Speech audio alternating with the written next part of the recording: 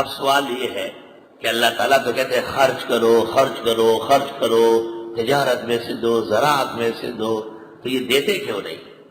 الشیطان یعظکم الفقر، شیطان ڈراتا ہے تم کو غریبی سے۔ او یہ علماء تو کام یہی کرتے ہیں، ان کے پاس تو بڑا دم ہوتا ہے، ان کے پاس بیٹھو تو سب کچھ ان کے حوالے کرو۔ دیکھو شیطان کیسے پڑھا رہا ہے۔ الشیطان یعظکم الفقر، شیطان دھمکی دیتا ہے تم کو فقر کی۔ وَيَأْمُرُكُمْ بِالْفَحْشَاءِ،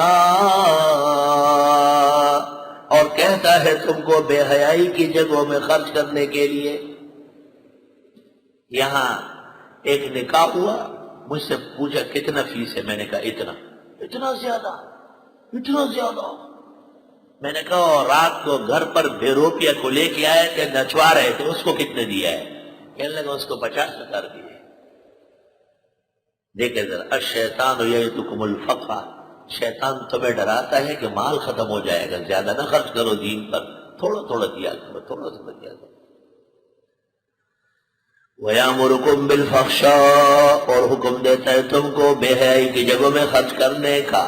وَاللَّهُ يَعِدُكُمْ مَغْفِرَةً مِّنْهُ وَفَضْلًا، اور اللہ وعدہ کرتے ہیں تم سے کہ مغفرت کرے گا تمہاری اور دے گا، فضلہ اور دے گا۔ شیطان کیا دے گا؟ واللہ واسع علیم، اللہ وسیع علوم والے ہیں۔ اب یہ مسئلہ سمجھنا اور سمجھانا، یہ دین کی سمجھ کی بات ہے۔ دین کی سمجھ جب بکمال ہو اس کو فقہ کہتے ہیں، اس کا ایک دینی نام ہے حکمت۔ یؤتی الحکمت من یشاء، دیتا ہے حکمت جس کو چاہے۔ یہ حکمت کی بات ہے دین پر خرچ کرنا۔ لوگوں کو کہنا کہ خرچ کرو، یہ بھی فقیہ کا کام ہے، بزدل نہیں کہہ سکتا۔ بزدل ڈرتا ہے کہ لوگ کیا کہو، جا کے لوگ کون ہوتے ہیں، لوگوں نے کیا بھیجتا ہے، لوگ ہوتے کون ہیں؟ آنکھوں میں آنکھ ڈال کے کہو کہ دین پر خرچ کرو، پھر وہ نہ خرچ کرے اور پکڑے جائے، آپ کہیں کوئی دعا ہوا نہیں، جا کسی اور سے کرا، میری تم نے کب سنی؟ اتنی وجاہت عند اللہ پیدا کرو توحید اور اخلاص سے کہ جو تو کہے وہی ہوگا، انشاءاللہ وہی ہوگا۔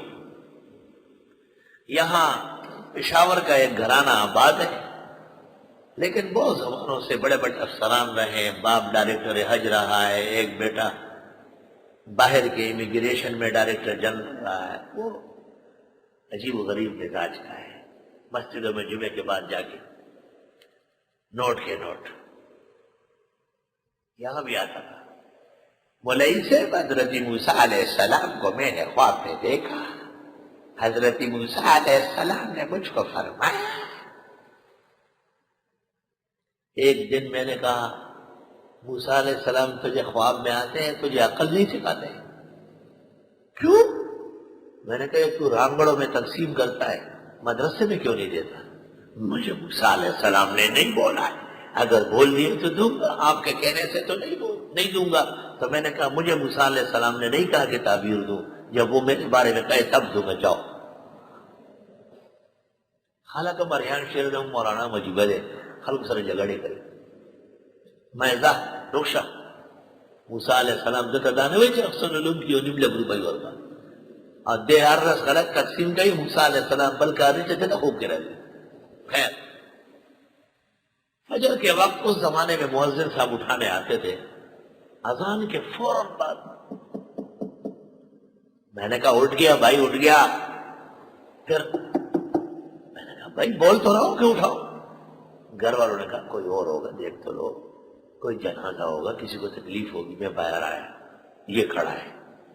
مولوی صاحب دایا نیم لگ روپئی خوانا حضرت موسیٰ علیہ السلام کو کرا لو اور کونٹی نہ سکری ورکے کرنا مڑکوں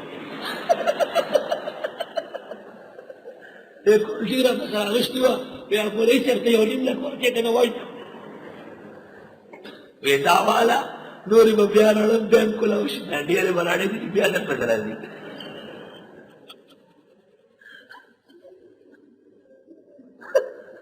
میں جمعہ میں اس کو بیان کر رہا تھا بیٹھا ہوا تھا۔ وہ موسیٰ علیہ السلام خواب میں آئے اور لاٹھی اٹھائی کہ مولوی صاحب نے صحیح کہا کیوں نہیں دیتے؟ جلدی جا. میں حضرت کی بارگاہ میں صلاۃ و سلام ہو، کروڑوں اربوں کربوں رحمتیں ہو ان کے جسد روح مبارک پر. واقعی سچے کلیم تھے جو ایسی کمزور جگہوں اور ہم جیسے گناہگاروں پر بھی حضرت کی عنایات ہے. اللہ رب العالمین ارواح پر فتوح رکھے. جب 2-3 دفعہ ایسا ہوا، ایک دن مجھے کہتا ہے آپ خواب لا بھی سکتے ہیں؟ میں وہ سب پورے سمشے نہیں کرا کیا در پہ کرونے کو موسیٰ علیہ السلام جوڑے در کے دبل پالا یہاں سے کوئی بھاگ گیا، کہتے یہ مولوی سارے میرے چیلے. استغفر اللہ. یؤتی الحکمت من یشاء، دیتا ہے حکمت جس کو چاہے.